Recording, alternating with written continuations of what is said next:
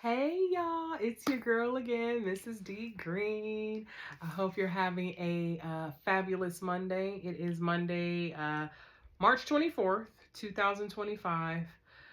I hope you had a good weekend too, because man, when I tell you mine was full, it was full. Your girl is tired, tired. I didn't even go to the gym today. I literally just had a productive work day and, took care of my daughter and I decided to just chill, but I wanted to do something. So I was like, okay, well, let me get this White Lotus recap out, at least because I didn't want to feel like the day was a bust. But man, when I tell you I am tired, I am tired. So Friday, that kicked off the long weekend. I took my daughter on a college tour. Mind you, she's 9. I just want to plant that seed early, facilitate that lifestyle in her, for higher education. So she got a really good kick out of that. And then we had to prepare to go down to Florida for my niece's birthday. She had her birthday party yesterday. She turned 10. Now, remind you, I live in Atlanta. So that's a 7.5 hour drive, give or take, with or without traffic, sometimes longer. So I drove there Saturday, spent the day there, got a workout in that morning yesterday, Sunday, and then we enjoyed the party and then we drove back. So we didn't get in until a little bit after midnight last night. And then my daughter and I, we're soldiers, so we know that we got to start the day no matter how late we go to bed. But, we were dragging. We were dragging. So, like I said, I had a good, productive weekend. It was a long one. My niece, she is such a phenomenal little girl. She actually showed me a bedazzler that she got.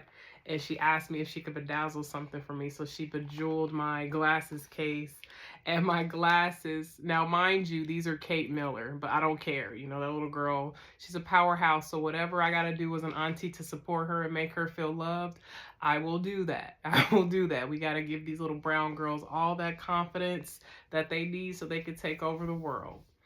And that's what I'm here for. Speaking of little girls, my baby Bowie told me to tell you all hi. I told her I would say that, and she said she's going to hold me to it. So,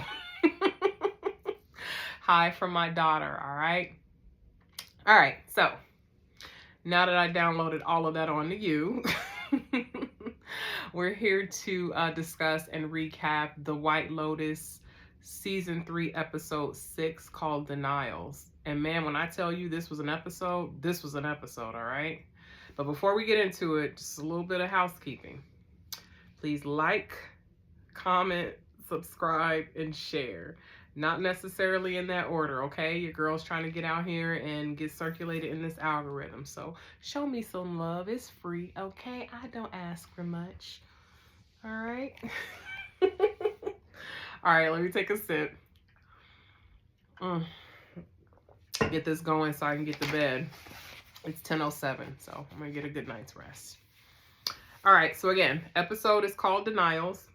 Basically, it taps into each character, each significant character, having their own state of denial. Like they're dealing with denial regarding something that they're trying to not acknowledge. Okay, so keep that in mind. That is the theme throughout this entire episode. Opening scene starts out with Tim. So Tim is standing in front of the window of their hotel. He's, looking very scared and just like he's coming to terms and, just he has a wave of emotions on his face. And then out of nowhere, unalives himself with the gun. Victoria runs out, she's crying. Piper runs out, she's crying. But it was a dream sequence, thank God. Because remember, at the end of the last episode, Tim was about to do that, and then Victoria walked into the room and stopped him. So I guess he was still thinking about it in the opening scene of this episode, and nothing came of it. Thank God. So he goes to bed with Victoria. She tells him that everything is going to be okay. He has nothing to worry about. And she's actually speaking about now Piper's decision to move to Thailand. So she's thinking, projecting onto Tim.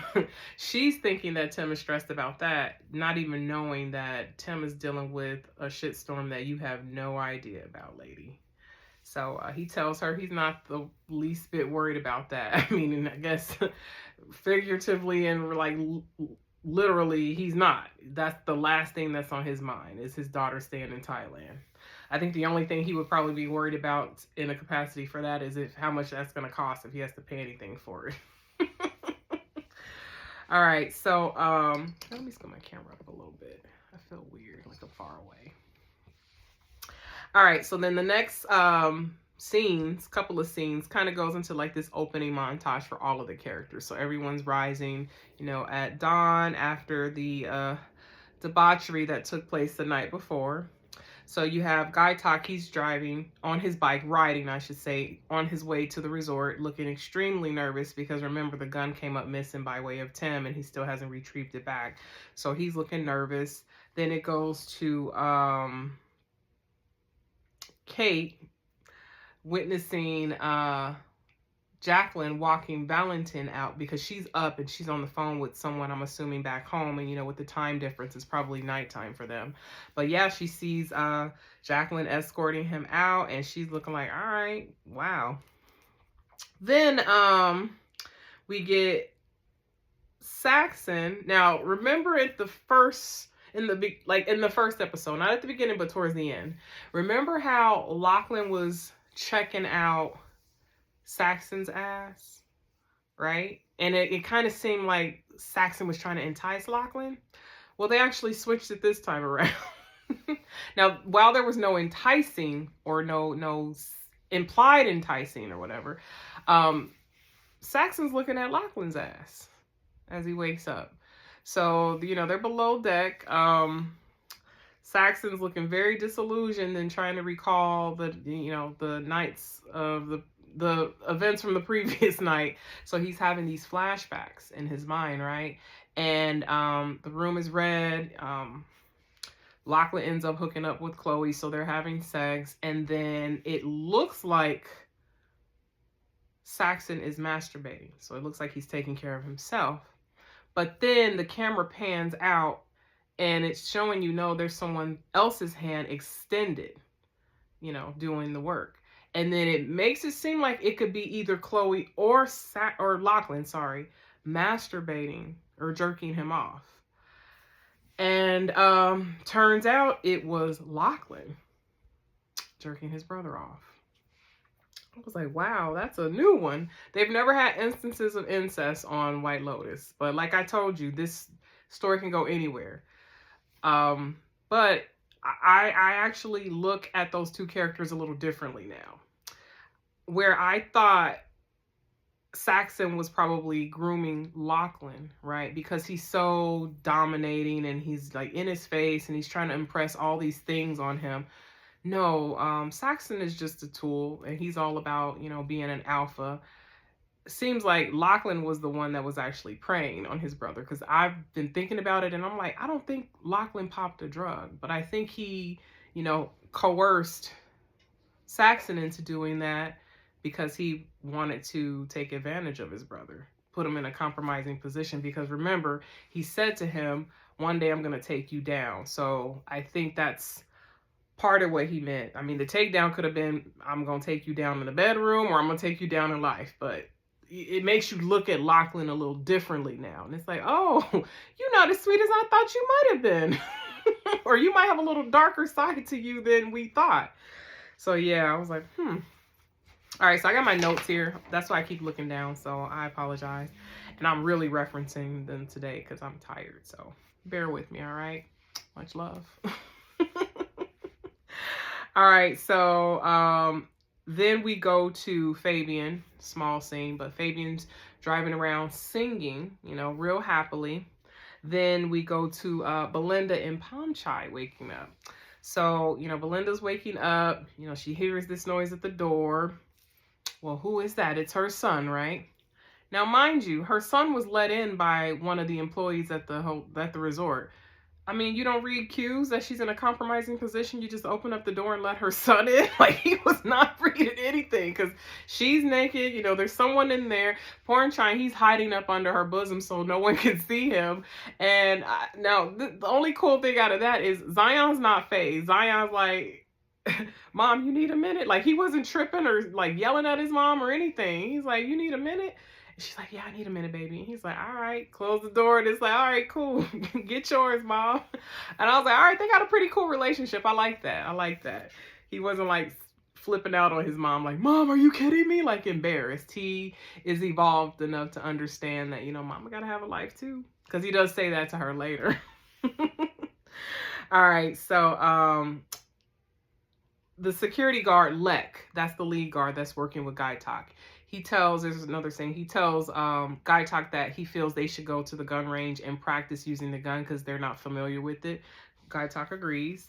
Then we go to a scene with Gary and Chloe on the phone, and Gary is upset, aka Greg. He is yelling at her, like, you know, because he's like, well, you left without me, you took the boat without me, like, why would you do that? You know, you just do whatever the hell it is that you want. And of course she's trying to, you know, talk him down and make him feel good and, you know, reassure him. Gets off the phone. Chelsea hears the exchange and she sees the worry in Chloe's face, and then she tells Chloe she has nothing to worry about because she can get anyone she wants. Chloe's like, girl, I'm not trying to start over, I got a good thing going here. And I'm like, well, if you know that, then why would you fuck it up? Like, come on now. If you're going to be sleeping with anybody like that, like, come on, girl, you got to give the daddy some sugar, too. Just like he's giving you some sugar. Sleep with another girl. Just invite him. I don't know. Girls like that, it's like, girl, you're an idiot. If you really think, and you don't even know what this man is capable of. That's the thing. Like, she has an idea, because she does mention to Chelsea in the previous episode that she thinks Gary would kill her. Well, shit, if you know that, why are you playing with fire? Like, I don't know. Chloe, that girl is entitled. I'm just going to say that. Entitled. She wants it all. But you know what? Taking that back a little bit, Gary's the right dude to do that to, because he's a motherfucker. Pardon my French. You know, I don't like Gary. So you get him, Chloe. You get him.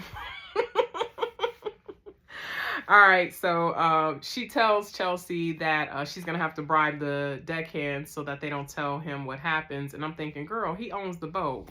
How the hell are you going to bribe him? They probably called him and you don't even know it. Like, that's his boat. How are you going to bribe his deckhands?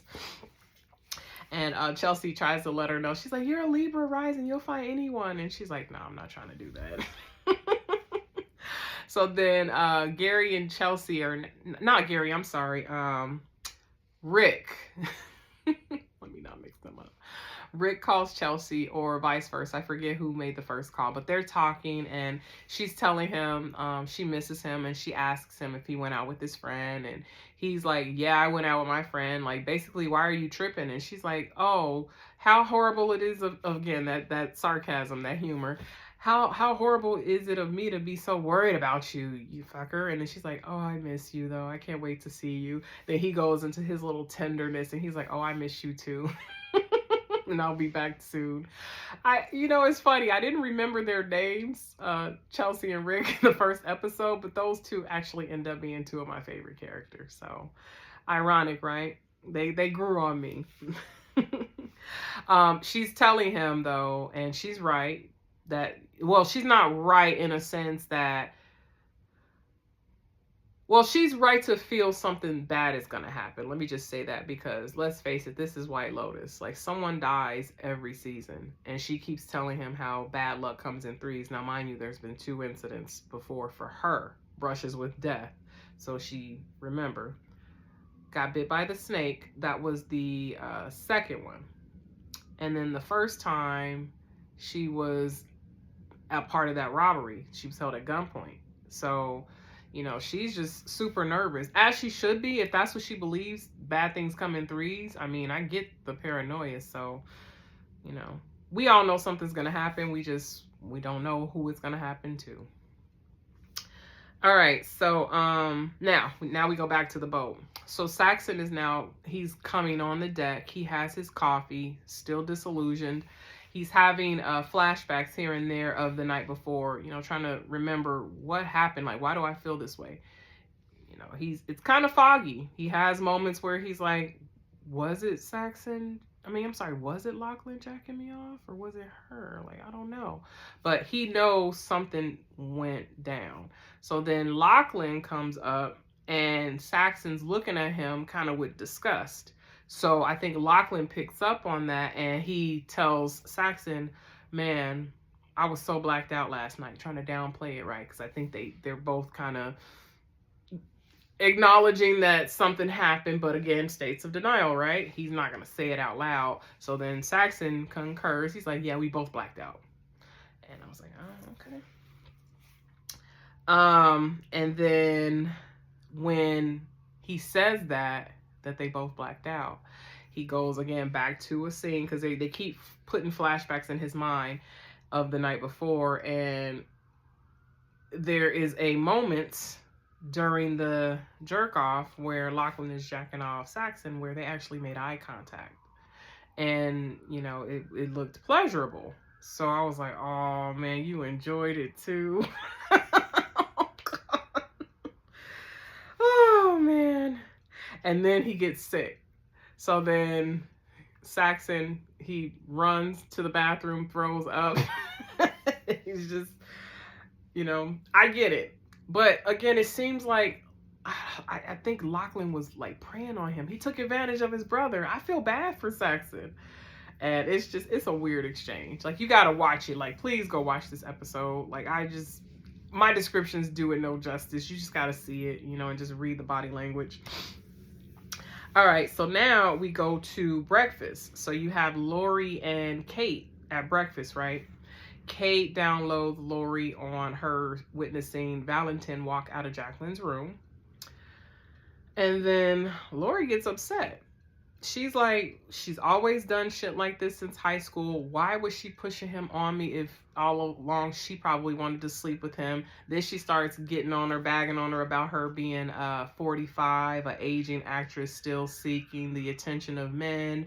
And then she's like, haven't you been watching how she acts? Like, it's pathetic, you know? Then you see how she was like reaching for attention at the club the other day. And she was, but the way Lori's coming off with so much vitriol, it's like, girl, you hating on her. Because it's like, you making me look at you like, don't be mad at Jacqueline because she's a bad bitch and she goes after what she wants, whether you like it or not. Like, she's a successful actress. Yeah, some may say she has an empty life, but Jacqueline's not going around comparing herself to the next female. She might seek attention, but she's going out and getting hers. So I don't know. That's why they say comparison is the enemy of a thief. It's the thief. It's the thief of the enemy. You know, don't compete with other people. Compete with yourself. That's how you maintain peace.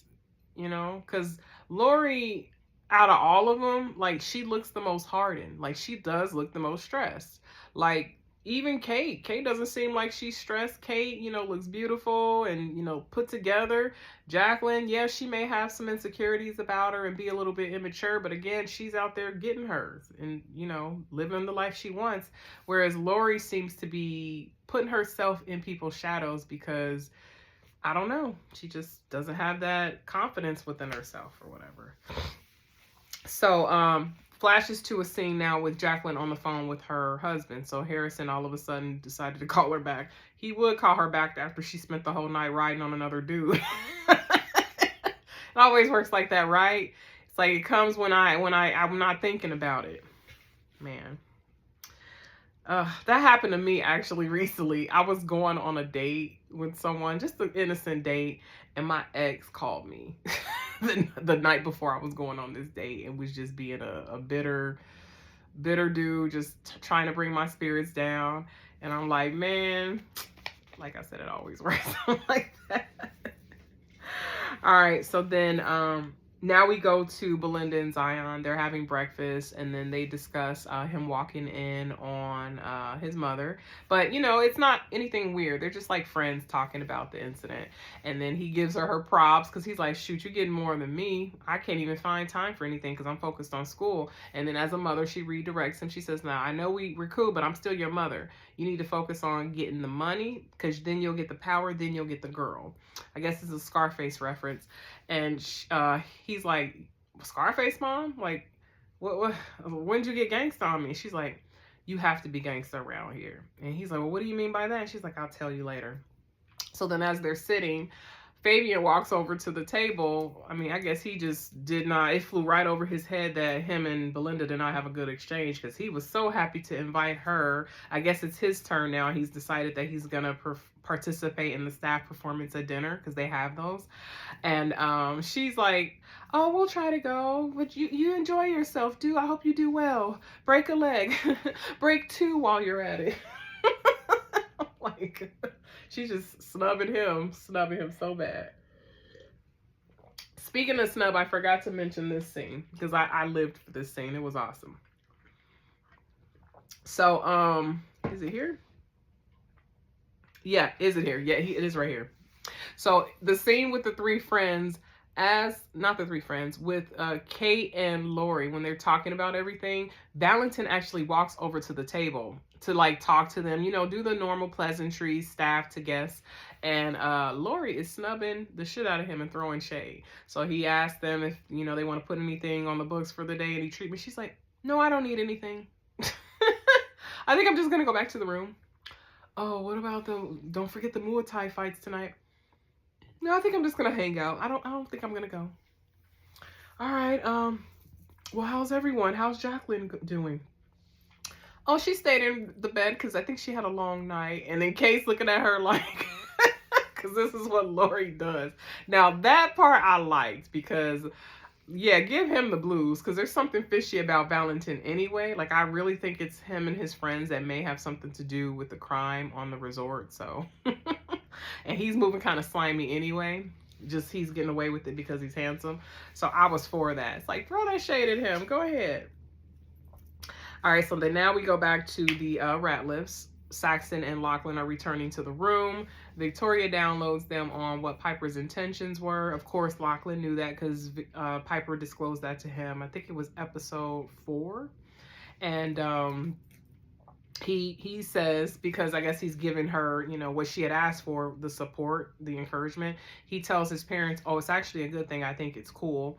So then she's like, well, we're going to go over, Victoria, we're going to go over to the monastery and check this out. If she's going to stay here, I need to know what she's getting into. So then Saxon's not okay with this. He feels like it's a waste of time for her to take that year off and, develop spiritually. He's all about the pursuit of power and success. And I guess, no, he doesn't feel you should have any downtime. So he's not on board, but the family, they go to support, Piper in her endeavor. As they're leaving, because Lachlan gets dressed to go with them, he tells Saxon goodbye, and Saxon doesn't even acknowledge him. Again, they're all in states of denial, so Saxon is feeling the shame, and it is what it is. I get it. So now we go to a scene with Chloe and Greg. Now, Chloe, she returns to their home, and Greg is like basically calling her out, like, who did you fuck? Which one did you fuck? And she's trying to deny it. But then she kind of, without saying it directly, admits to him that she did have sex with him. And then because she asked him, she's like, well, why do you want to know? Is that something you like? Are you into that? And he doesn't answer. He says, I need you to do me a favor. I need to take care of something. I need to handle something. And you need to help me with that. Why don't you invite him to the house? Then I start thinking, now I don't know if I said this in the first episode recap, but in the first episode, if I didn't say it then, I'm going to say it now. Pam, the Ratliff's wellness mentor at the resort, she was telling Tim about a poisonous plant on the resort. Seeds or plants or whatever. And she told him that those are not edible. Don't touch them, right? So then I was thinking, what if Greg, aka Gary, is coordinating a dinner so that he could take out his threats just in one sitting? It's White Lotus, you never know, but it did make me think about that, because it's like he's being really weird trying to get everybody to come to his house, and he's so antisocial, but he's insisting on the man she slept with, no less, having this man in his home. So got me to thinking a little bit. It makes you ponder. All right, so I guess she agrees. Now we go to Porn Chai and Belinda really quick. Porn Chai proposes to Belinda that they open up a spa because she did share with him her, her experience with Tanya and her dream to have one. And then he tells her, I guess logistically it would be easier to do it in Thailand.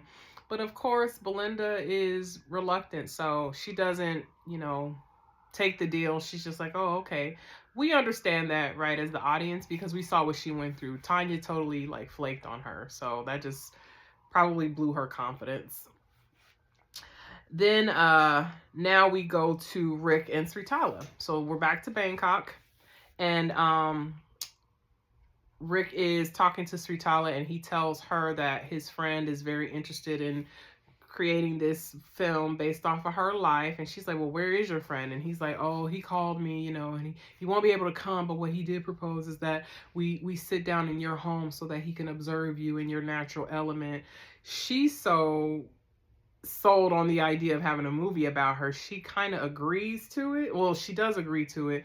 Who would you do that? I would not do that. I need to see a form or something, or check your company. You're not about to come to my house and I never met you. You're an American. No way. You're not just randomly coming to my house.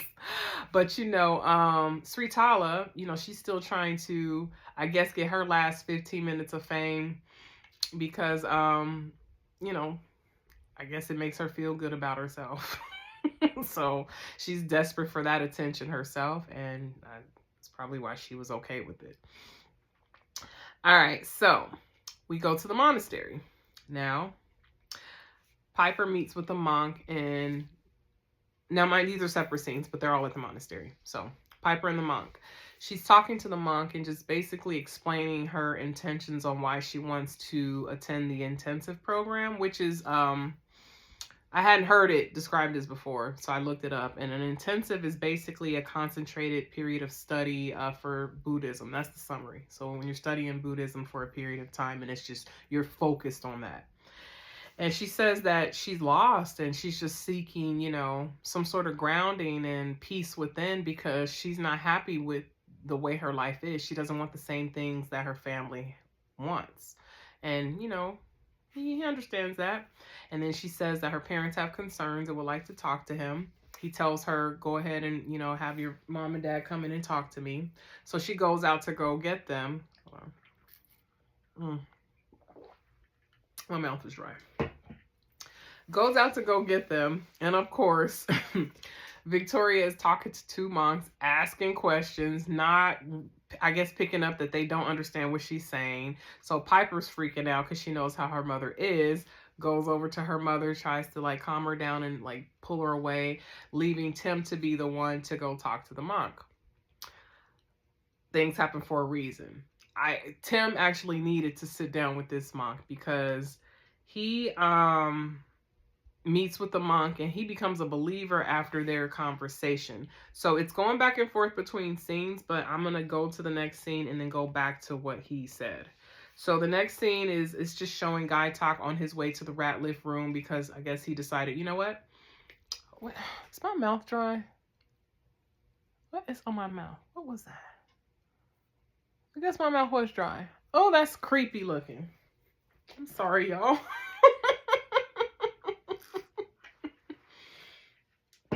Oh, let me hurry up and get this done so I can go to bed, right? I just happened to look in the camera, and I don't know if it was a lipstick I had on or what, but it looked weird. Anywho, Guy Talk. So Guy Talk's on his way to the rat lift room, and he runs into Mook. So Mook is confirming, I guess they're going to have a date that evening and watch the Muay Thai fight. So, quick exchange there, but he's nervous because he doesn't want anybody to catch on to what he's doing. And Saxon and Chelsea. So now it goes to this scene. So Saxon and Chelsea are at the poolside, and man, Chelsea, she drops some bars. Sometimes she says the most spot on shit. So she calls out Saxon's energy. She realizes that he seems a little, she says he seems freaked out. So she notices he's not himself. And he's like, well, it's nothing. It's probably just my serotonin levels are low. Then there's a moment of silence. Then he says, you know, why didn't you hook up with me last night? What was with that?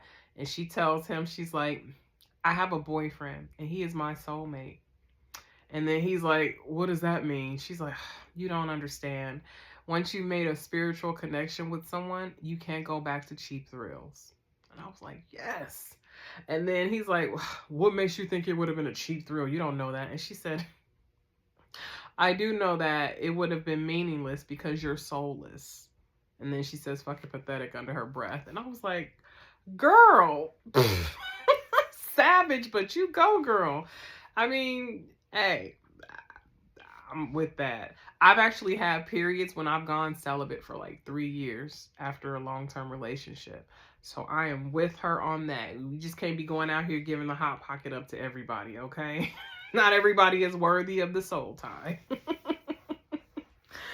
All right, so Guy Talk ends up getting in the room, and it's going back and forth.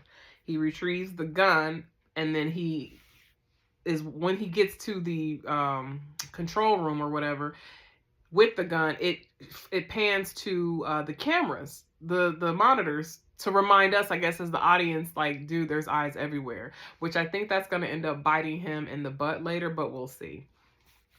So now, Rick and not Rick, I'm sorry, Tim and the monk. This scene, I like this scene. So the monk tells Tim that basically a lot of young people from the U.S., he says your country, but I know he's talking about the U.S. because they're from North Carolina.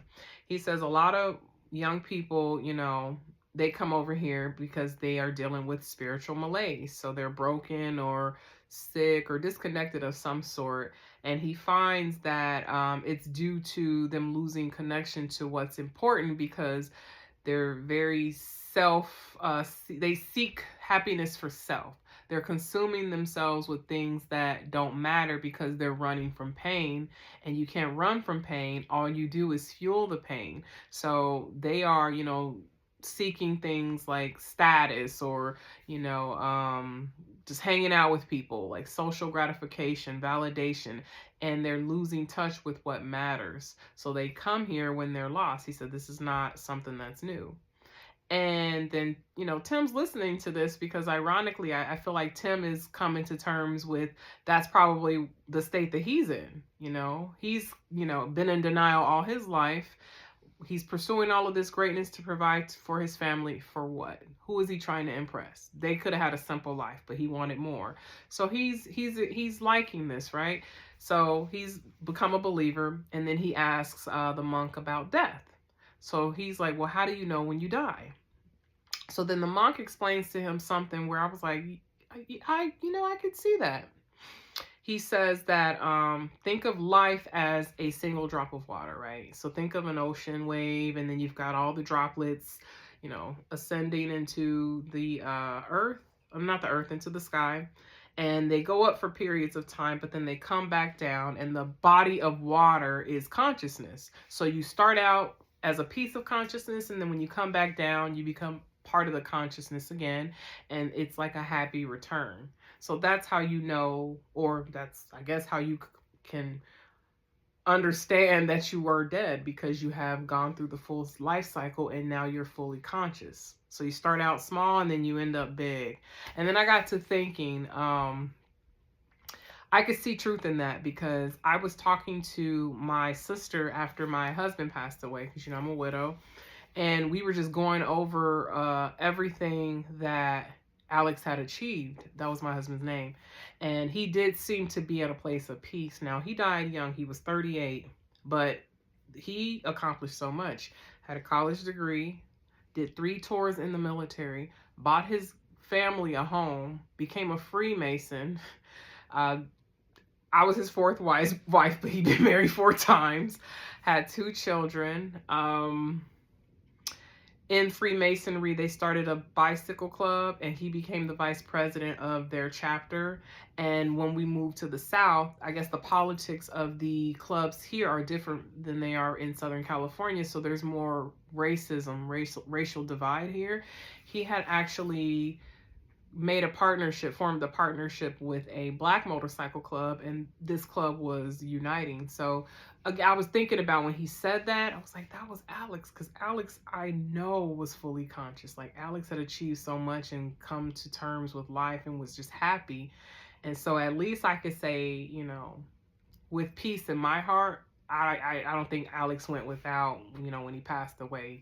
He's missing out on opportunities to see his kids grow, but he's fully conscious, fully evolved, fully experienced when he passed at 38. So I was like, that's I don't know if I agree 100% because it's an unknown for me, but it put that into perspective, and I was like, I could see that. I could see that. So, like I said, Tim needed this this meeting more with the monk than it would. He got more benefit out of it if he than he would have had Victoria joined him on the questioning, because Victoria is a basket case without her lorazepam. So, all right. So then now we go back to the friends, and now this time Jacqueline is sitting with them. So they're on the beach. And then Lori decides to choose chaos. So she's like, let me just put this shit out here. Calls Jacqueline out, basically ask her, how was it? Again, people are in states of denial, right?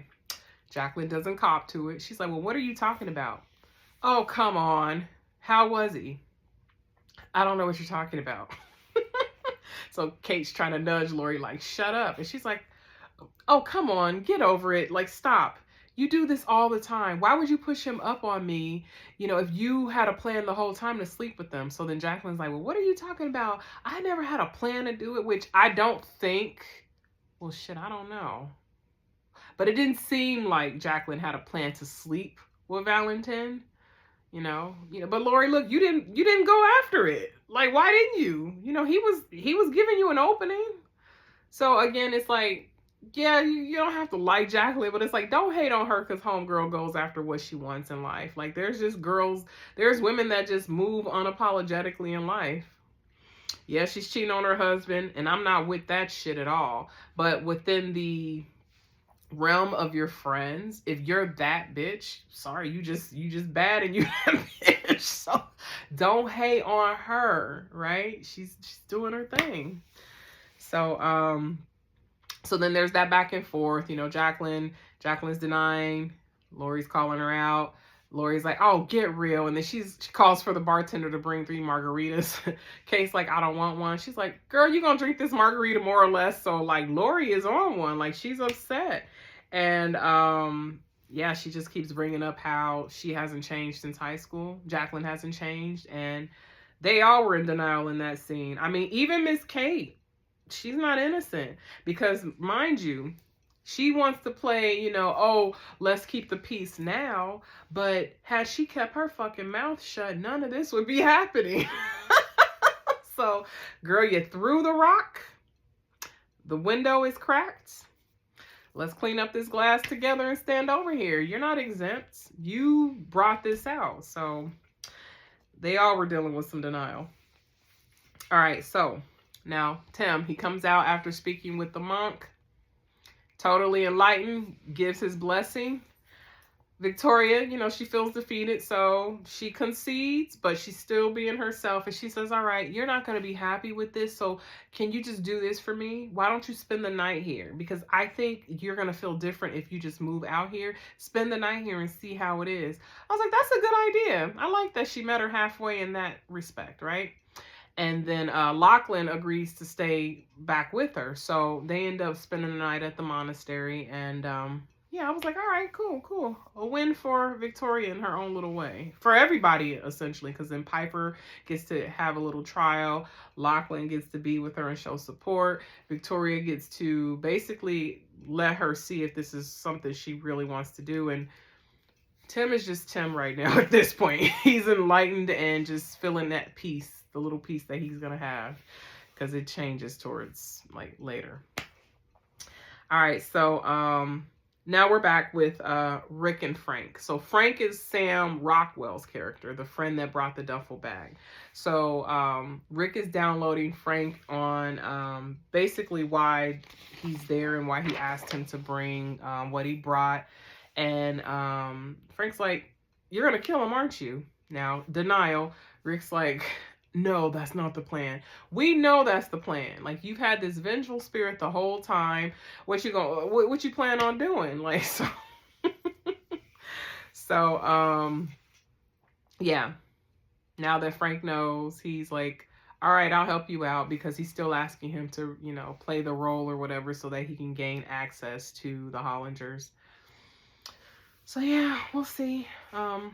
Now back to Guy Talk. So this is before he goes into the control room. As he's leaving, he is so tense, rightfully so, because he's guilty of stealing something. And Guy Talk's a nice guy. He doesn't do stuff like this. He's walking out. Tim and Victoria walk right by him. And what's crazy is Guy Talk is so scared and like staring with fear at Tim. Victoria and Tim, nothing. It's almost like they're shells of who they are. So, the imagery wasn't lost on me, because like I said, these staff members always serve as ancillary characters, but that's how they're able to get away with shit when you don't pay attention to them. I can't wait to recall season 1, because it's not that simple in season 1 with one of the characters, one of the supporting characters, a staff member, Mr. Armand. He was a powerhouse of a character. You guys know, if you've been watching since the beginning, he was a trip. But all right, so once they're back in the room, Victoria and Tim, Victoria asked him why he essentially gave his blessing, right? And then Tim's like, the dude seemed legit, because Tim's enlightened and he believes in this, because Tim has that element of spirituality. Remember, he was an altar boy, so it's not lost on him why Piper is seeking this. Like, Piper is seeking, her own peace. She's seeking identity. She's seeking relationship with self, with the world, without it getting that gratification from comforts. Because that's what he says. He says, our kids need to be tough. Don't you want them to be out of their, their creature comfort so that they know how to survive in the real world? Victoria says, no, I need them to fear poverty like everyone around us so they don't make bad decisions. And then she says to Tim, again, after he's been enlightened by the monk, she says she herself wouldn't be able to do it. She would rather die. So then now Tim's like, what? Because again, Tim knows, he's dealing with what he's dealing with. He's looking at her like, oh, shit. So thinking to himself, you would lose it if we lost everything, which is what's going to happen. And the imagery, like, the actor did such a good job at conveying so many emotions in his facial expression. He was looking like he was on the brink of snapping. He looked sad. He looked worried. Like, I don't know that actor's name. I will have it for the next recap, but I was like, yeah, this was a good episode of everyone's facial expressions, just like, emoting what they're feeling inside. Side note, speaking of facial expressions, so remember how I told you Patrick Schwarzenegger you don't really see Arnold, you see more of Maria? Oh no. So now I see what it is. When Patrick is in a state of happiness, joy, smiles, you see all Kennedys. You see Maria, because Maria Shriver is a Kennedy. She is Eunice Shriver's either granddaughter or daughter. And when Patrick is upset though, or angry, or aggressive, you see Arnold. So it's funny. It's like he has, because they associate those emotions and characteristics with feminine and masculine, more or less. When you see the masculine type of emotions come out, you see Arnold, and then when you see the feminine type of emotions come out, you see Maria. So I was like, oh, okay, I see it now. I see it now. Yeah, because like I said before, when he was aggressive in one of the scenes in the previous recap, I did see Arnold come out. I saw Arnold this whole episode, because that's the emotions. Like, you barely saw Saxon smile. Saxon is the character. You barely saw him smile throughout this whole episode. All right, so speaking of Saxon, we get to a scene with him, Chelsea, and Chloe. So Chloe has walked over to join Chelsea and Saxon, and she's trying to invite them to a party, per the directions of Greg. And Saxon's not with it. I mean, rightfully so. Why would I want to go to a party and I've been with his girl? And she's like, well, yeah, he knows about you, but he seems to not be, mad about that. And I'm like, this girl is dumb. Like, is she like she's just playing with fire? So Chelsea then comes out of nowhere and she's like, well, maybe he wants a threesome. And Saxon's like, what? Because he's got that guilt from the day before. And he's like, I've never had a threesome, maybe with two girls, but I wouldn't do it with two guys. And then Chloe's like, what about last night? And so Chelsea's like, And he's like, because he doesn't want to say it out loud. Again, everyone's in their state of denial. And so he's like, that doesn't count. You guys, we kissed and you forced us to do it. And it was a joke anyway. And then Chloe's like, well, what part of it was a joke? And he's like, the kiss. And I was blacked out. And she's like, well, I wasn't. And it wasn't a joke when he was jerking you off. And so Chelsea's like, there's no drug in the world that would make me want to stalk my brother or whatever, to my brother. And, Chloe's like trying to let him know, like, she's open. Everybody has their thing. It's not an issue. But that is awkward. Like, and like I said, I feel so bad for Saxon because Saxon wouldn't have done anything like that. I don't think. Sober, right? Because like he said, he doesn't want to be out of control. And that's what ended up happening. He thought he could trust at least his brother if he were to take a drug like that. And here it is. His brother is the one that ends up taking advantage of him. So, I was like, damn, why I gotta feel bad for Saxon? But that's what you get when you go around rah, rah, rah, rah, rah. Sometimes the loudest person is the weakest. So you go out there projecting all that alpha energy and, people size you up. Because again, Lachlan said one day he was going to take him down. I think he meant in the bed or life, who knows? But I feel bad. All right, so now we go back to the three friends. They're going back to their room after breakfast. And now Lori has a change of heart. She wants to go to the Muay Thai fights. And she's all, stoked. She's been drinking, remember? And Kate's like, well, I thought you said you didn't want to go. She's like, no, let's go. And Valentin's going to be there, like, rubbing it in Jacqueline's face. And Jacqueline's like, fuck off or whatever. And Kate asks Lori, why is she antagonizing her? And then she tells Kate, I'm not like you. I'm just being honest. I got to keep it real, more or less. So then Kate goes to the room to apologize on behalf of Lori. And then Jacqueline's like, I don't know why she's mad. Like, she's mad about something. Why is she so curious? And it's crazy that my friends are gossiping about me, which I thought was so funny. Because it's like, girl, you was just gossiping about Lori to Kate.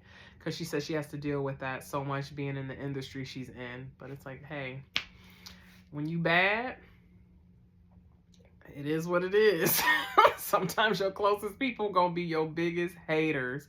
That's why I'm big on, like, I can't hang with too many females because I got things about me that I'm unapologetic about. And I know I make a female feel real insecure because I'm a broken person, but I stand strong in my brokenness. And that intimidates some people. When you're self-aware enough to know where you fall short, yet you still power through life like it's nothing. Like, that's why I have this leopard in the background.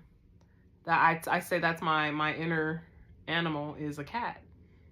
No, feline, no less.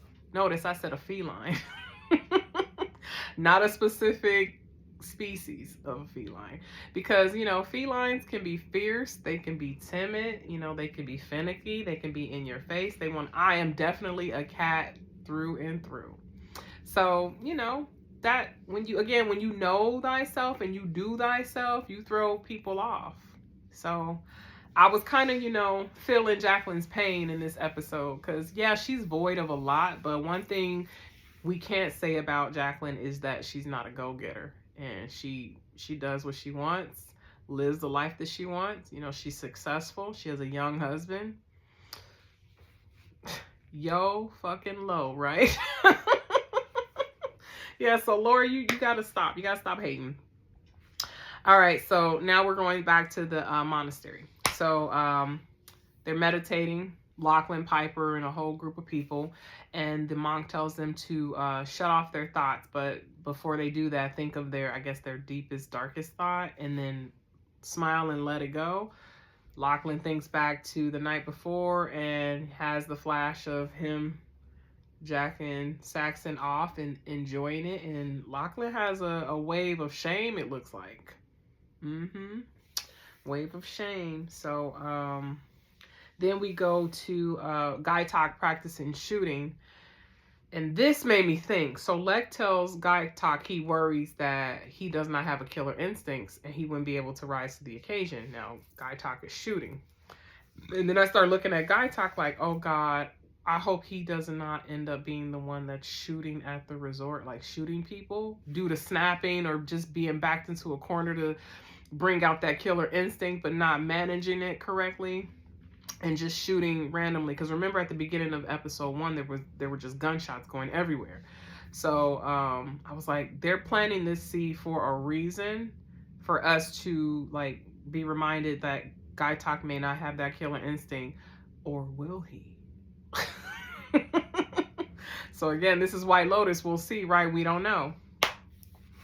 All right, so this scene now. Belinda and Gary, they have an exchange, aka Greg. He's trying to talk to her. Of course, she ain't trying to talk to him. You know, he's trying to be nice to her. She knows what he's about. She's not budging, and she's very nervous, rightfully so. Then he has the nerve to invite her to his house for dinner. And that was another reason why I was like, is he trying to gather all of his threats in one area and take them out? So I hope she ends up not going, because I did see a preview for next week's episode, and it does look like she was preparing to go to the dinner, but I hope nothing happens to her. I hope that dinner doesn't even come through, you know, with the expectations that I have, but we'll see.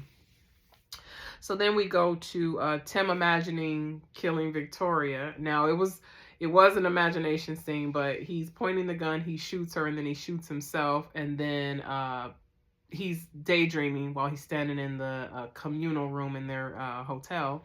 And Saxon walks in, and he, after leaving Chloe and Chelsea at the pool, he asks, where's everyone at? And he's like, oh, they decided to stay overnight. Then he tells them they got invited to a dinner party, and then Tim's out of it because, mind you, he's been popping lorazepam this whole time.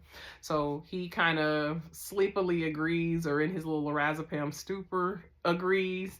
And then he's like, yeah, he calls Lachlan and Piper Locker and Pipeline. And then Saxon's like, what? He's like, you don't seem together. That was wrong.